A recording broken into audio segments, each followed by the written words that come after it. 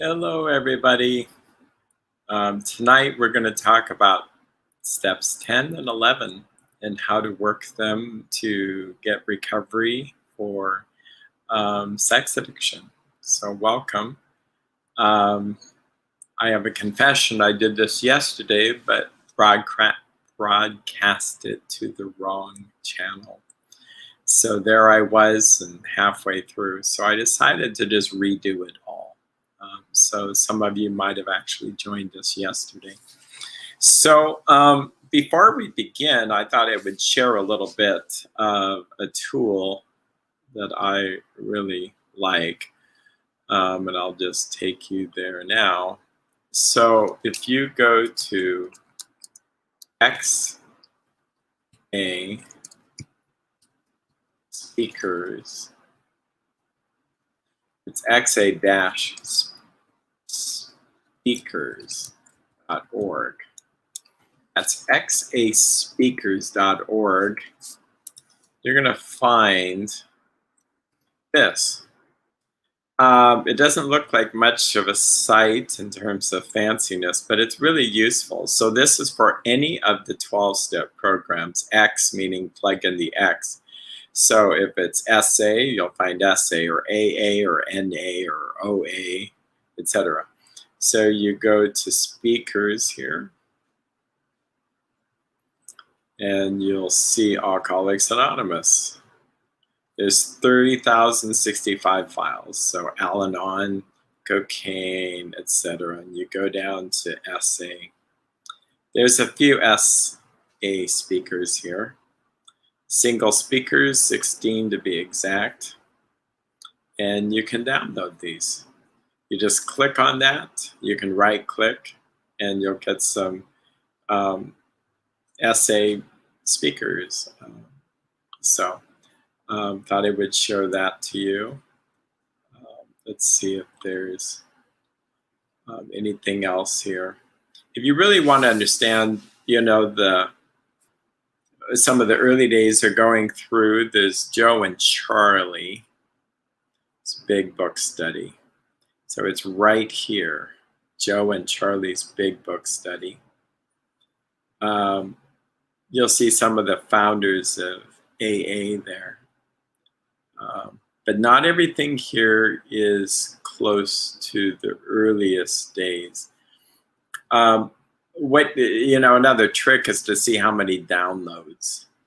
So if we go back to our essay here, I'm going to spend too much time to this, but say like we want to check here, you can see how many downloads. So this one probably is because it's the first one has 15,000 downloads. That gives you kind of a sense of how popular something is. Okay, so xa-speakers.org. Another website is mediafire.com/daily reprieve.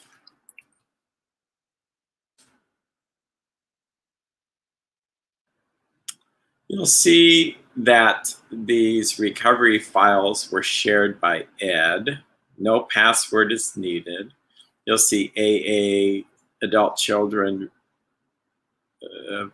alcoholics, Al-Anon, cartoons, emotional sobriety, last talks, maybe some of the founders of AA, other spiritual recordings, but S-Anon recordings are here. SA in Espanol, SA recordings, and SAA recordings. So if we just go to SA here, all these are in folders.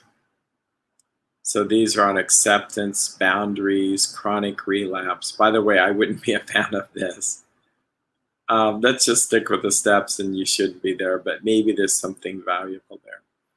SA conventions, they've asked people who really experience the steps to speak to at least 500 people. Say like Portland in 2011. Here are what happened Friday night, getting rid of pornography. And these are all there and you just click download. If you click them all, they'll zip them together. and then you'll have hours to listen to this. So not everything at a convention's good, but it's pretty high quality. I would say that, some things in a convention, it's pretty powerful. And this is all free. Essay marathons, I'm not sure what that's about. Old timer talks, there could be some same-sex. I'm not sure what the value of labeling things is more specific, but shame might be interesting. Let's see what's there. So it looks like this came from the Essay International Convention, the shame cycle. So anyway, I wish you well in your search there. I will put these links in the description bar. Let's go back to where we are. So if we have any questions, comments, it's good to see who's here on our live stream. If we jump into the book, before we do, I would say that 11th step and 10th step are just huge. They're like the majority of the program. People go, well, how can you say that? Well, here's the thing is that your, if there was a, I'm doing two things at once here. If there was a, I guess I'll do two things at once. If there was a chart, like a bar graph, to talk about how much effort is spent on step 1, 2, 3, you'd have a little bit more for 4, 5, 6, 7, very little time really spent on it. 8 and 9, yeah, some time is spent on that. One has to do it. But 10 and 11 would be huge. Why? Because you're doing them the rest of your life. Okay, so this would be like a bar graph with total time spent. Every day, maybe 10, 15 minutes in the morning. At night, 10, 15 minutes in the evening. Throughout the day, if you add it up, it's probably 10 to 15 minutes, really. Does it involve lots of meetings and readings and all that? No. The meetings and the readings teach you how to do this work. That's basically what it is. It teaches you how to do the steps. Yeah, this is a program of action. You do the action, you'll get the results. If you get tricked into thinking that if I just read the book, that's enough, that it'll somehow soak into my psyche and then make me just not want to do it. It doesn't work that way. It's great to read the book. It's great to go to meetings. You get inspired, you hear what other people do, but it's whether you do it or not. I will say that in working with people, if I see someone and they're struggling or not even struggling, I said, how is it going? If they tell me a weather report, well, I was tempted or had a high pressure front and all this stuff, like, no, I'm not interested in that. It's like, did you do your morning prayers? Did you do your evening meditation? If people say, yeah, that's all that you can do, that's working the program. If throughout the day you're applying these steps, which will be steps 10 and 11, then you're doing the program. If you choose not to do that or you forget to do it, then you're not doing your program and you'll act out again. I think that's the thing. When the emphasis today, it sounds like a critique, but I believe it with all my heart. If the emphasis today is you do these steps, 1, and then you write this long-winded story of everything you've done, and then you share it with a group, and then 2, well, you write about God and you write about how he relates to your parents or he doesn't relate to your parents, and 3, you do that, and then 4, you're on your own with this book trying to do it by yourself. That could cause some issues. 4, 5, I guess then you set up a time to go over all that with your sponsor. Well, if you wrote 40 pages, that could take some time. 6 and 7, I guess, could not take too long unless you decide to wait and read more. And there's a book called Dropping the Rock, and then 8 and 9, who knows whether you get there. And people can be in the program years. And so the reality is people did the steps 1 through 9 in a couple of weeks. Well, then you got through it enough to where now all you do is you apply what we're going to learn tonight every day. And if you do that, that's where the emphasis is, and you're scanning for these things. So let's jump in here. So it says, this thought brings us to step 10, which suggests we take personal inventory and continue to set right any new mistakes as we go along. We vigorously commenced this way of living as we cleaned up the past. We have entered the world of the spirit. Our next function is to grow in understanding and effectiveness. This is not an overnight matter. It should continue for a lifetime. So it's saying we do this with the same effort as we did steps 1 through 9. And that we've cleaned up the past, probably referring to step 8 and 9.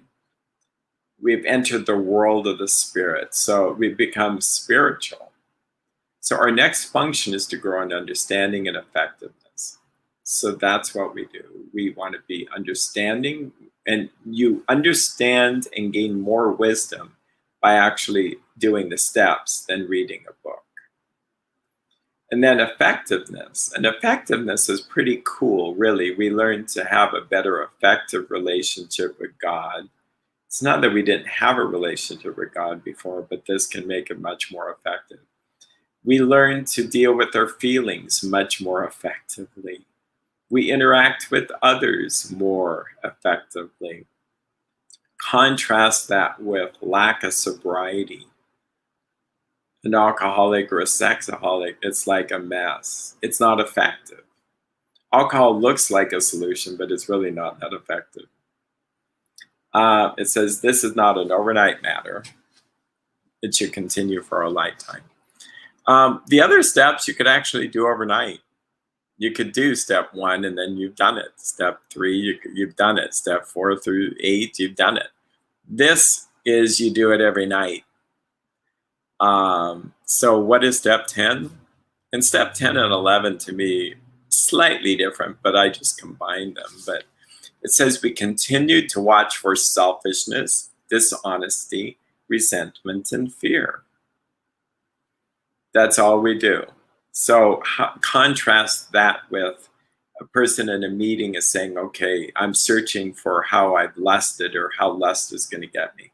That's not the emphasis. We're looking for selfishness. So all the areas of my life where I want what I want, to be the director, to run the whole show. Where am I being dishonest? Where am I being resentful, meaning holding on to something from the past? And where am I being fearful? What does that sound like? This sounds like steps 4. When these crop up, we ask God at once to remove them. We don't wait, we do it at once. That sounds like step 4. We discuss them with someone immediately. That sounds like 4 and 5 and 6 and 7. We're working with trying to get these. Oh, and God to remove them. That's 6 and 7. And we make amends quickly if we've harmed anyone. That sounds like step 9.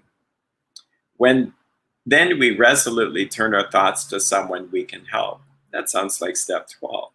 Love and tolerance of others is our code. So there's a lot there in this short chapter, but that's just what we do. If you do this every day, it'll become very normal to you. Hard, but normal. It'll become a habit. It says, and we've ceased fighting anything or anyone, even lust. For by this time, sanity will have returned. We'll seldom be interested in lust or liquor. If tempted, we recoil from it as from a hot flame.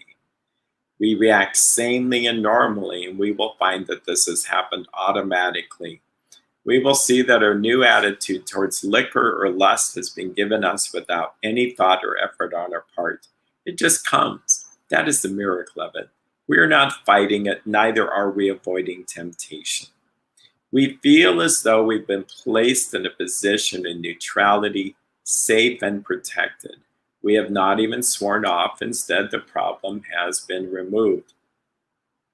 It does not exist for us. We are neither cocky nor are we afraid. That is our experience. That is how we react so long as we keep in fit spiritual condition. I'm going to get some water here.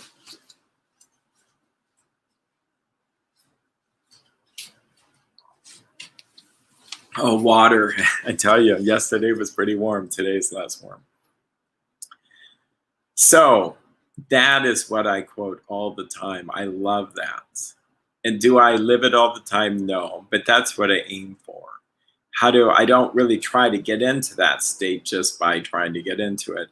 That's the promise you'll get when you live steps 10. You won't be too cocky. You won't be afraid. Why? Because you're scanning for selfishness and dishonesty or fear.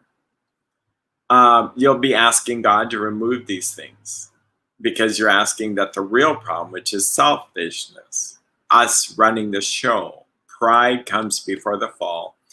God is opposed to the proud, but he gives grace or power to the humble. So that's why if we were fighting it, that would be pride. If we had taken any thought or effort on our part, that would be pride. So that's why the concern sometimes I have is that people are trying to do trigger management. It's not the 12-step program. It's something else. Probably came from treatment centers. Not to put them down, they do have their place. But that's why I just stick with what the book tells us to do. Let's check in here and see if we have any comments here. Not yet. Okay, so back to our journey here. It is easy to let up on a spiritual program of action and rest on our laurels. This is true. For some reason, the enemy, the lower power, is just waiting to have us go, wow, we've achieved something. And then we rest. We don't rest. We don't rest on our laurels. We don't even get a crown, I don't think. It's more, I get this gift of sobriety daily. We're headed for trouble if we do, for lust or alcohol is a subtle foe. We're not cured of sexaholism. What we really have is a daily reprieve, contingent upon the maintenance of our spiritual condition. Every day is a day when we must carry the vision of God's will into all our activities. How can I best serve thee? Thy will, not mine, be done. So that's like a prayer. God, your holy will, not mine, be done. And that could be said many times throughout the day. These are thoughts which must go with us constantly. So throughout the day, that's what you're doing. You're scanning for where am I selfish, dishonest, fearful, or resentful, and going towards the solution, which is God, and saying, God, help me to have your holy will, not mine, be done. We can exercise our willpower along this line all we wish. It is proper use of the will. So a little bit of early Christianity here. There was a guy named St. Maximus the Confessor. He talked about mankind having two wills, a gnomic will and a natural will. The gnomic will is the will that we would think of willpower. They are both broken, but the gnomic will is much more broken than the natural will. The question is, if I don't have any willpower, then what is the will I use to be able to even get to a meeting or to look at a podcast or to read a book or call a sponsor? So there are things in our power that we can do to get well, but we have to admit powerless over the actual fighting of the temptation because we'll always lose. So in a strange way, we try to not do the things that are in our control, but the things that are out of our control is what we try to fight. Yeah, it's the exact opposite. I can pray in the morning. Now, some days I feel like I'm even powerless over that. Then quickly ask God to help me have the will to do that. But I can go to church, or I can pick up a literature book, 12 steps, I can call sponsors. But you'll find that on rough days, you'll find you can't even do that. So then you say, God, have mercy on me, and do what you can do. You may go, well, I don't want to forgive this person. God, help me to even begin to have the will to do it. You'll feel these spiritual forces fighting you to bring you down and to not do this. Character defects. One big one is sloth. It keeps us from doing this. So, enough said on that.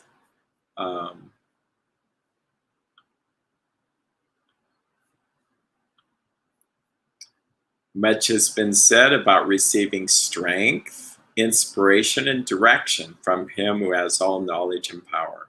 Direction is steps 10 and 11. Inspiration is power, strength, power. If we have carefully followed directions, we have begun to sense the flow of His Spirit into us. To some extent, we have become God conscious. We have begun to develop this vital sixth sense, but we must go further, and that means more action. So this implies you cannot carefully follow instructions and directions, and guess what? You won't get the effect. So that's why I'm doing this, is to show people just what's in the book. This is a good phrase. Someone said, don't ever let anybody interpret the AA book for you. Just read it yourself. Just do what it says. Hopefully, all I'm doing is giving you what it says and to do it and to point out the recipe here.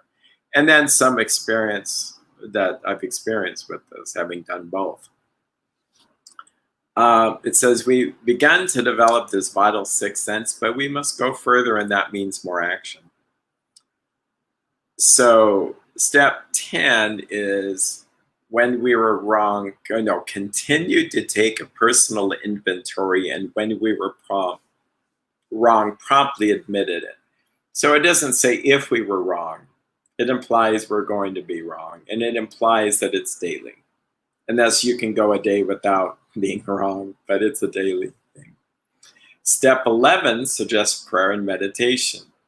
What does step 11 say? Continue to improve our conscious contact with God, praying only for knowledge of God's will and the power to carry it out. It may not be an exact quote, but it's good enough for me.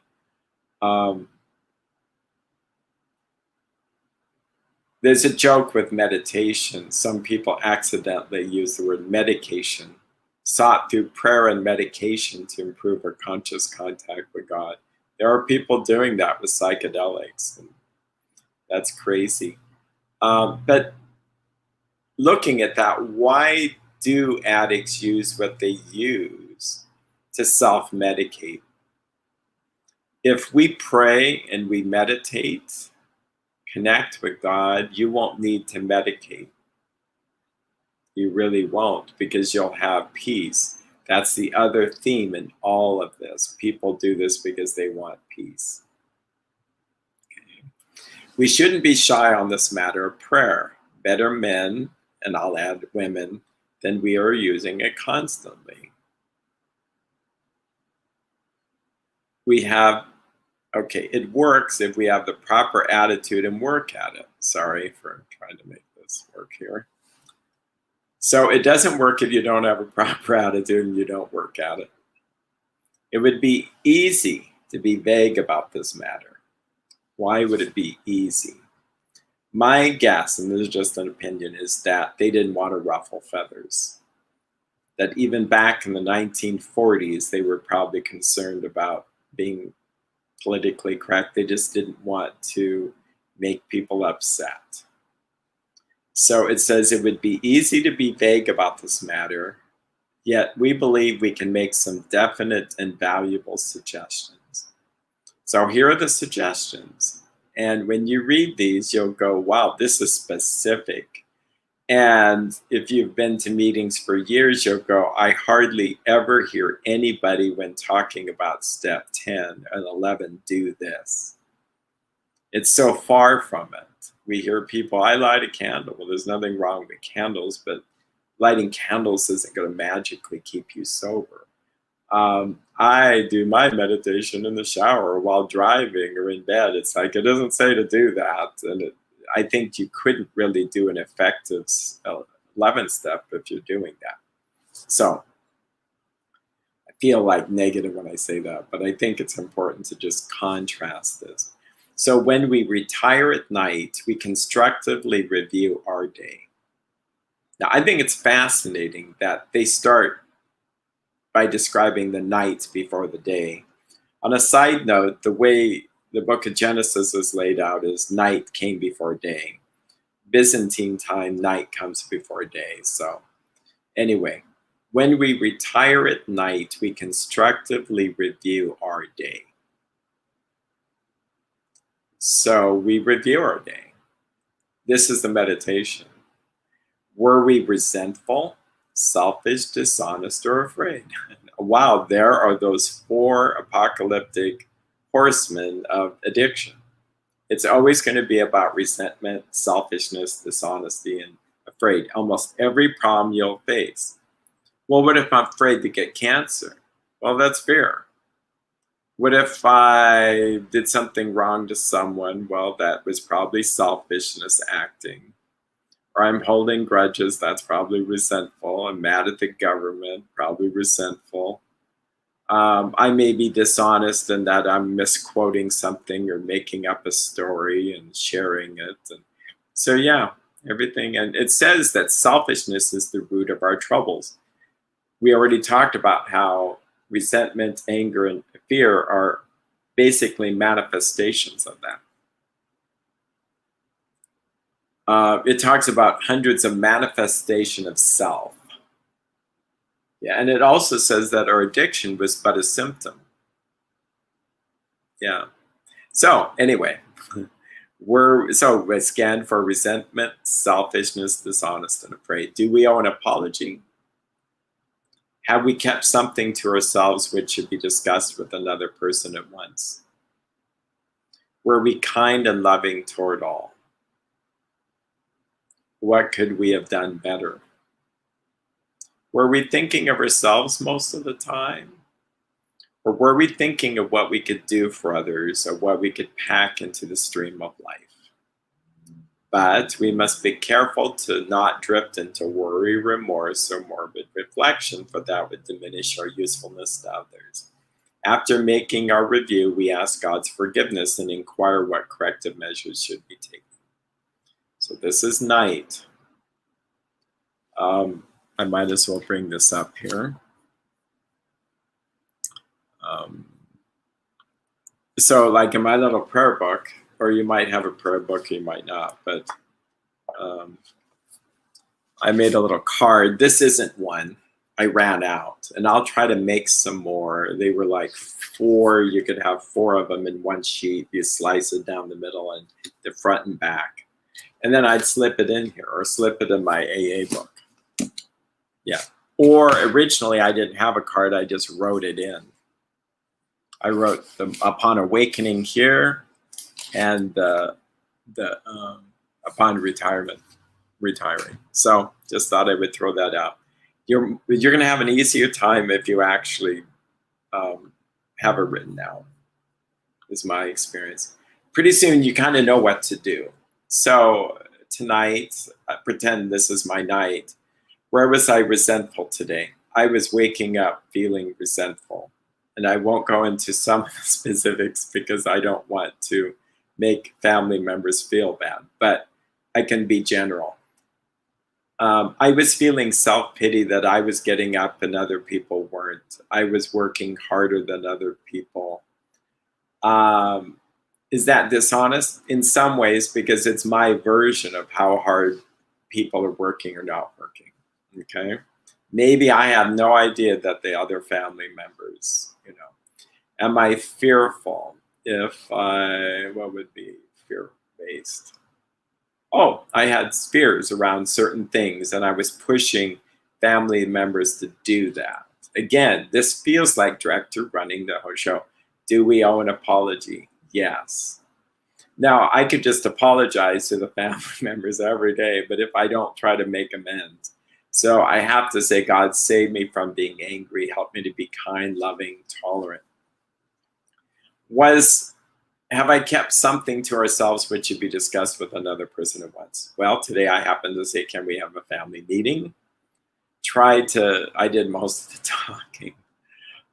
Were we kind and loving toward all? Again, think of this as cleansing things. If you let it ferment, you're going to get inebriated and it's going to block relationship with God. We have to be humble to go to each other and say, I'm sorry. Clean our side of the street. Were we kind and loving toward all? Probably not. I'm trying to scan through people I saw today. But it could be people in traffic, kind, loving toward all. This question, what could we have done better, is an incredible question because there's always room for improvement. Were we thinking of ourselves most of the time? You may not realize it, or I may not realize it when we're embedded in self and that's all we're thinking. But if we pull ourselves out of ourselves, as if we had the power to do that, but to say, God, pull me out of myself, your holy will, not mine, be done. Maybe then I'm helping someone. Or I'm like a simple thing like trying to do a task for someone else in secret, whether it's clean up garbage or do the dishes or something, just to pull myself out of myself. A tip when people were struggling with really being tempted, like lust and all that, sponsors say go outside and pick up cigarette butts or try to clean up trash. If you do that white knuckling it, you're trying to do something, but the value of it is it does take you out of yourself. Okay. So we can go on and on about that, which we won't. Or were we thinking of what we could pack into the stream of life? But we must be careful not to drift into worry. So sitting down worrying at night is not the 12 steps. Remorse. Now, we can feel regretful, but if we get worry, remorse, or morbid reflection, that would diminish our usefulness to others. It's not going to help my family worrying or putting myself down over and over about what I did wrong. I mean, that's selfishness. People, if you confront someone saying, look, you really hurt me when you did X, whatever X is, then they go, oh my gosh, that's horrible. I'm such a bad person. And on about how bad they are. Or they say, oh my gosh, I can't believe I did this. See the self-orientedness. A humble person just goes, I'm sorry, I dropped the ball. I could have done this better. Please forgive me. By God's will, I'll do better. And then they drop it. See, so being free from self-will is really what the 12 steps helps us. And we can't really do it in ourselves. Everything comes from the grace of God, but for the grace of God, you can do nothing.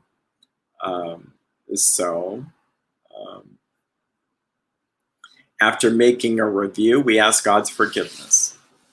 So, God, please forgive me for being grumpy this morning, being controlling.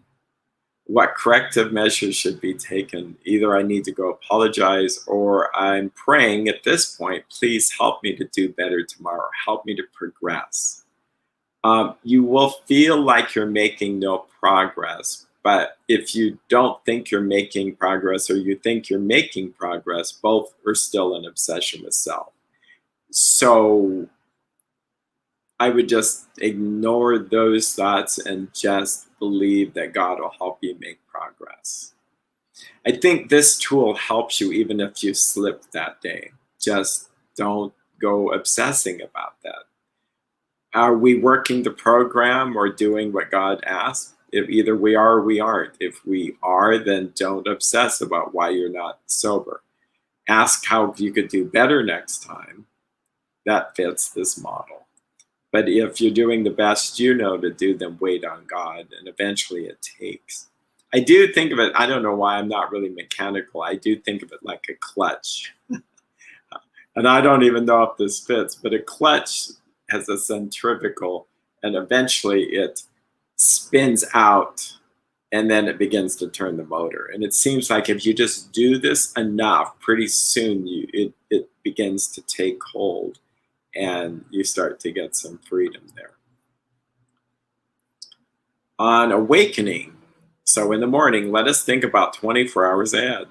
That's the first goal. No more than 24 hours. And we'll come back to how does life work with that. Just think about 24 hours. We consider our plans for the day.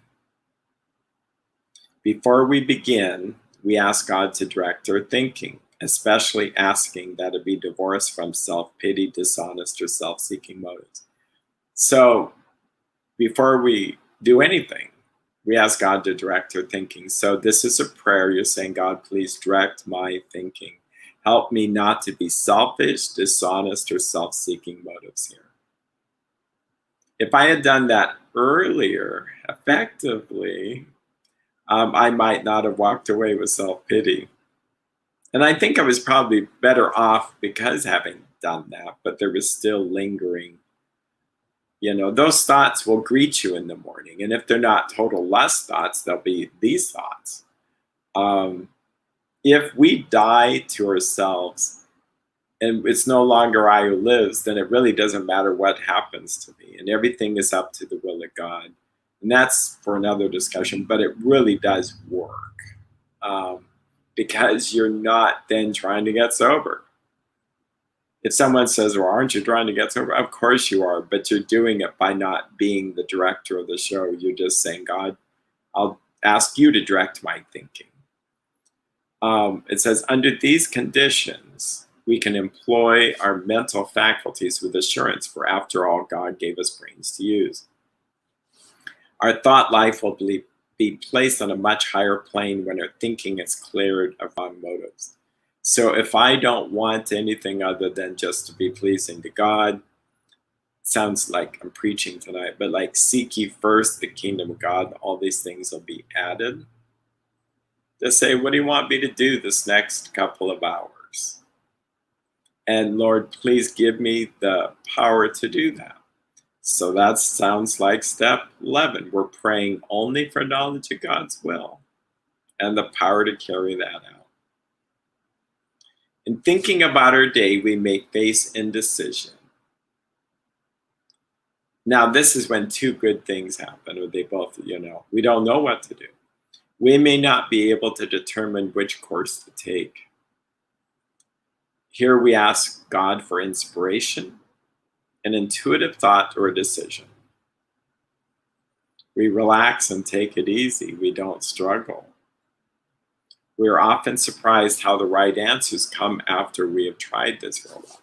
So what? This is powerful. So when my wife had cancer and there's different treatments, what do we do? Well, both could be God's will, whether to drink this radioactive iodine or to not do it. We just say, God, what do you want us to do? And he doesn't often speak so quickly. So we had to pray that for, it seems like months. And then trust the process. If we're asking God for inspiration, give us inspiration here, give us an intuitive thought, like speak to us. And then you have to wait to have him talk with you. And so this is the meditation part. I've heard someone say prayer is when you do the talking. Meditation is when God does the talking. He speaks to our hearts. We have to be careful that we don't go off into our minds and thoughts too much. It's here where we can be led astray. but we'll know in our heart what is right. There are a few tests for this. Is what I'm wanting selfish, dishonest, fear-based, or resentful? So say like my wife is getting a thought or I'm getting a thought. We need to do this. Well, is there fear associated with it? If it's fear, it might not be from God. So we then say, God, I'm going to reject this thought. Just what is your holy will? And it may be the same thing, but before it was laced with fear to avoid pain or struggle or whatever. Well, struggle is different than suffering. We can alleviate some of our suffering if we relax and take it easy. It sounds so weird. Now, why did we use? We relaxed. We thought the addiction was going to help us relax and take it easy, and we don't struggle anymore. That's often exactly what's going on, is that we hold on more, and I can't take it anymore, and then it falls apart, and then we go use. If we could let go and not hold on to all this stuff, connect with God, we start to get relaxation and patience. And we go along with the process. I'd heard someone in a book,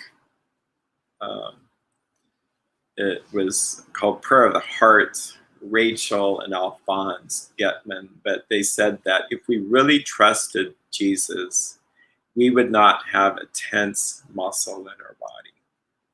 I've never forgot that, but that's pretty powerful. If we really trust God, we wouldn't be tense, we wouldn't be holding on. I think some of us are gripped with pain. And why would we do alcohol, drugs, food, sex? It relaxes our body in a strange way, but then it makes us worse than when we started. Spending might not relax our body. Gambling might not relax our body. Other drugs, which are uppers, may not relax the body, but we do this for peace of mind.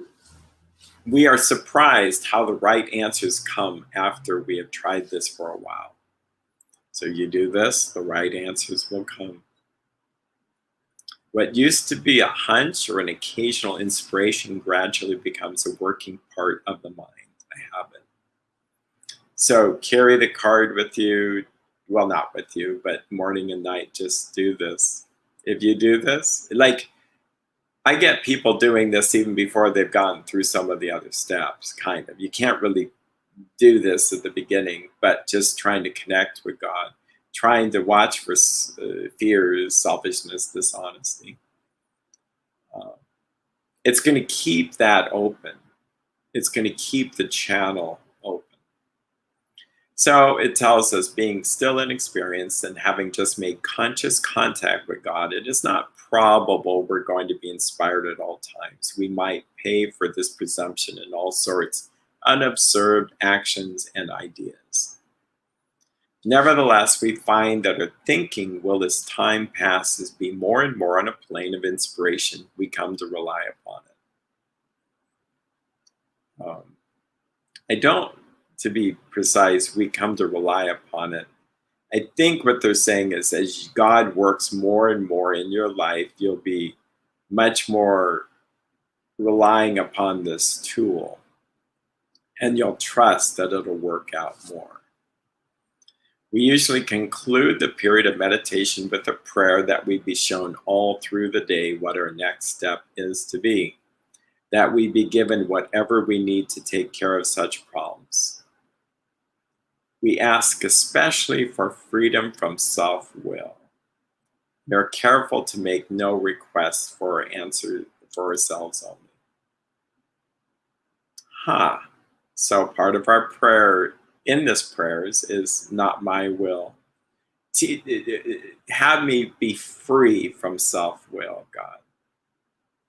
It's as if, and I've shared this before, but I'll share it again. It's as if in this drama of life, on a computer screen, there's Eric's will God's will cancel, you know, the choices. It's like it's always defaulted to Eric's will.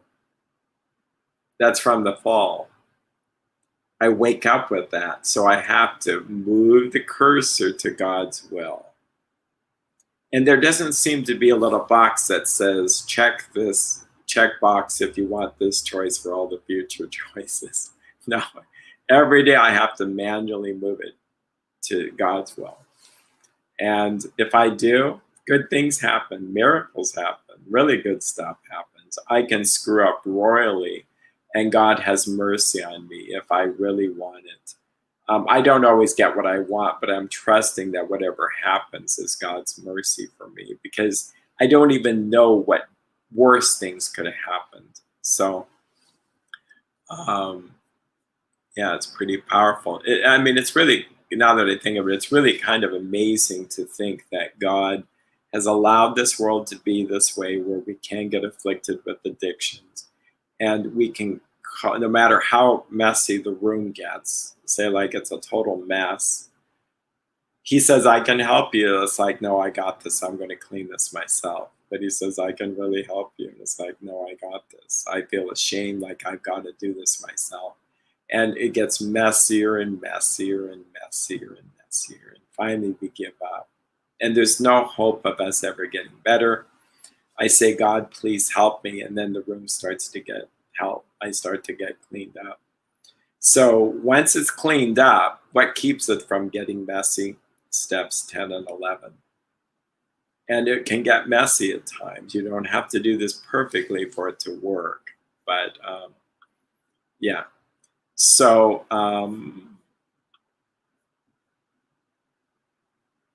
now, we don't ask for ourselves. So, Lord, heal me so I can get rid of the suffering from the cold. No. Now, if others may be helped, I can ask that. So, and I've experienced this. God, if you want to heal me, please heal me. And if it benefits others, that's okay. But just because I don't want to be suffering, maybe someday, maybe I would be in such agony, I may say, God, please help me. But really, God's grace will come to us if we're not asking for ourselves, and others can be helped. And God's grace will help you not feel like you're suffering. I don't know how to describe it, but you'll just feel better. It's not without pain, but you have the resource to help you through the pain. Again, this is not a program which takes away pain.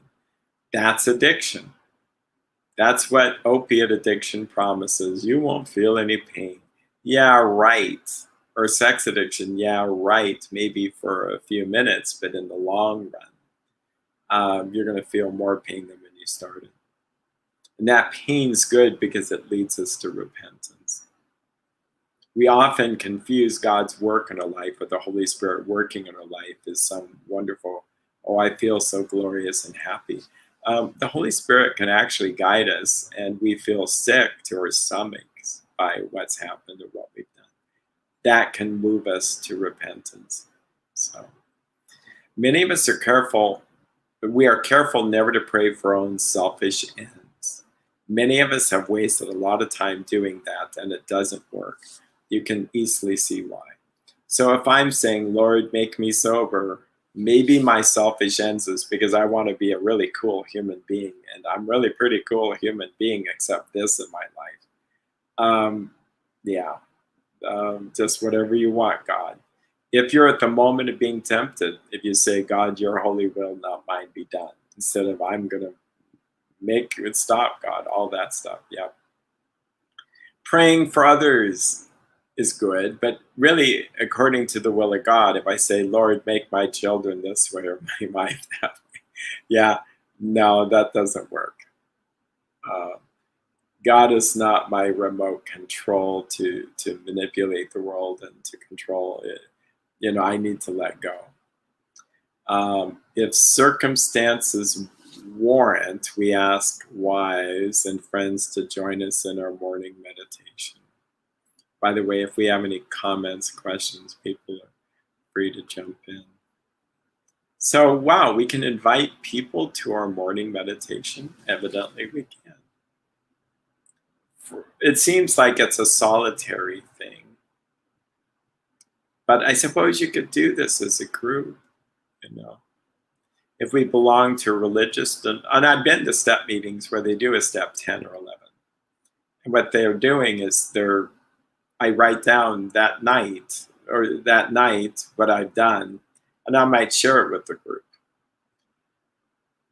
There's a certain sense that it's confessing our faults one to another that we may be healed. If we belong to a religious denomination which requires a definite morning devotion, we attend to that also. If not members of religious bodies, we sometimes select and memorize a few set prayers which emphasize the principles we have been discussing. So this is incredible. Again, not to be too challenging. Well, I'll just read more. There are many helpful books also. Suggestions about these may be obtained from one's priest, minister, or rabbi. Be quick to see where religious people are right. Make use of what they offer. Contrast that with, am I judging? Well, here's the thing. I think it's important to point this out. People that are in meetings spouting off what they think step 10 or 11 means to them, and it doesn't even come close to that. Spouting off almost an anti-religious attitude about that.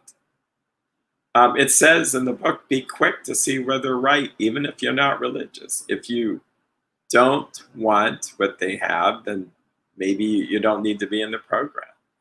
Most people that are ready for the program are so desperate they'll do anything. Well, this is a program. If you just do what they tell you, you'll get sober. If you're going to hold on to your own ideas, I think the result is nil till we let go absolutely. This is a quote. I was in a meeting where it was a business meeting where they're talking about getting rid of the Lord's Prayer. Now, I'm a Christian. I love the Lord's Prayer. But my thought is, why is there a group of people wanting to get rid of something that's been here 85 years, well, 80 years? Like, what's that about? If we want everything to go the way we want it to, we're just creating more of the problem. So this program is harsh in this way that it's about dying to what I want and do the program. People will say, well, my program is about blah, blah, blah. Yeah. How about stop doing your program and doing the program? People can get bent out of shape, and I think we have to be gentle in some ways with this. But I also think that if this is about the support group, everybody gets to share, we want everybody to feel included, and it starts to go towards all that, you're going to have a bunch of people enjoying the mess. They're not carrying the message, but they're carrying the mess. And people can be offended, of which I've been offended, and I leave. Well, then when you do more of the mess, you start to realize, you know what, I'm ready just to do what they tell me to do and do it. So it's incredibly simple, hard to do, but not complicated, you know. So if you do this, you've done it today. If you don't decide to do this, then you're not doing the program. And you're probably going to act out sooner or later. As we go through the day, we pause. So there's even a thing to do in the middle of the day. When agitated, that sounds like the word anger. Or doubtful, that sounds like fear. Again, it's back to anger and fear, which are two of the horsemen. We ask for the right thought or action. So God, give me the right thinking here. It's such a fascinating thing. Give me the right action or the right thought. We constantly remind ourselves we are no longer running the show. Boy, that is another reference to the director who wants to run the show. So it's like, if I woke up this morning and said, well, this isn't my show. Maybe God wants this to happen this way. Maybe I don't need to have a meeting. Maybe the meeting was inspiration from God, or maybe it wasn't. Now, just because I pray these prayers doesn't mean that I'm going to be inspired during the day.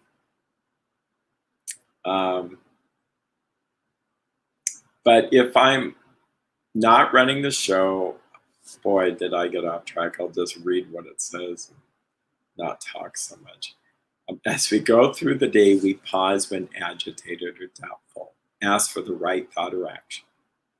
We constantly remind ourselves we are no longer running the show, humbly saying to ourselves many times each day, "Thy will be done." We are then in much less danger of excitement, fear, anger, worry, self-pity, or foolish decisions. We become more and more efficient. We do not tire so easily, for we are not burning up energy foolishly as we did when we were trying to arrange life to suit ourselves. It works, it really does. That's how they ended meetings, by the way. They said it works, it really does.